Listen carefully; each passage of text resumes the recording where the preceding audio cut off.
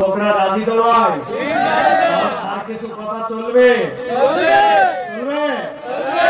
চলেন দ্বিতীয় পর্বটা আমরা প্রথম পর্বের সাথে সামঞ্জস্যশীল রেখে আমি যতটুকু আপনাদের জন্য লেখাপড়া করে আসছি এর আলোকে অল্প কিছু কথা বলতে চাই।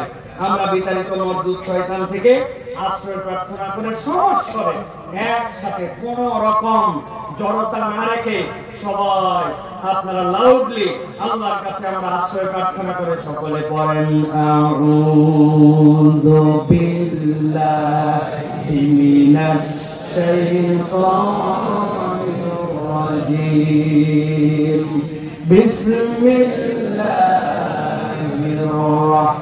রাহমানির রাহিম আলিফ লাম রা কিতাবুন আনজালনাহু ইলাইকা লিতুখরিজান নাসা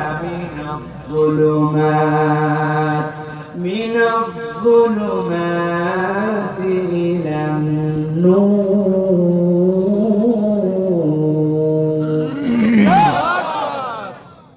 আমরা এখন যে পর্বে কথা শুনবো সেটি হচ্ছে দুনিয়াতে আমরা স্বীকার করে নিয়েছি যে কোরআন ছাড়া পরিবর্তনের কোনো সুযোগ নাই। আল্লাহ দেখানো এটাই আমাদের জন্য নির্দেশনা। কিন্তু একজন মানুষের জীবনে কোরআনের সাথে সম্পৃক্ততা, কোরআন সুন্নাহর আলোকে আসলে প্রয়োজন কয়টা এটা আমরা অনেকেই জানি না, ঠিক না ভাই? গড় বলি হ্যাঁ দরকার আছে, কোরআনের সাথে সম্পৃক্ত দরকার না, কোনো গড় কথা চলবে না। আপনাকে টু দা পয়েন্ট মাথার মধ্যে গেঁথে নিতে হবে। কোরআনের সাথে মানুষের সম্পৃক্ততার ন্যূনতম সর্বনিম্ন প্রয়োজন হচ্ছে পাঁচটা। কয়টা? ভাই মুখ বন্ধ রাখলে হবে না আমার ভাইরা। কয়টা? হাতগুলো একটু রেডি করেন, ডান হাতটা, হ্যাঁ এই পাঁচটা আঙ্গুল হাত সোজা করে এরকম করে আমি জিজ্ঞাসা করব কোরআনের সাথে সম্পৃক্ততার সর্বনিম্ন প্রয়োজন কয়টা?